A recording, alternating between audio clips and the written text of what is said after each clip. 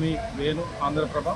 ప్రస్తుతం మనం తెలంగాణ నయగార జలపాతంగా పిలువబడే ములుగు జిల్లా వాజేడు మండలం చీతుపల్లి అటవీ ప్రాంతంలో ఉన్నటువంటి బొగత జలపాతంలో ఉన్నాం. ఇక్కడ ఈరోజు ఆదివారం సెలవు దినం కావడంతో ఎక్కువ మంది పర్యాటకులు బొగత జలపాతాన్ని సందర్శించడానికి వచ్చారు. దీనితో బొగత జలపాత ప్రాంగణం అంతా జనసంద్రంగా మారింది.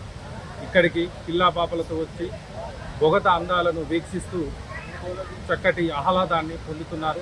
ఇక్కడికి వచ్చినటువంటి పర్యాటకులు ఎంతో ఆనందాన్ని వ్యక్తం చేస్తూ రోజంతా ఈ బొగత లోయలో స్నానాలు చేస్తూ చక్కటి ఆనందాన్ని పొందుతున్నారు.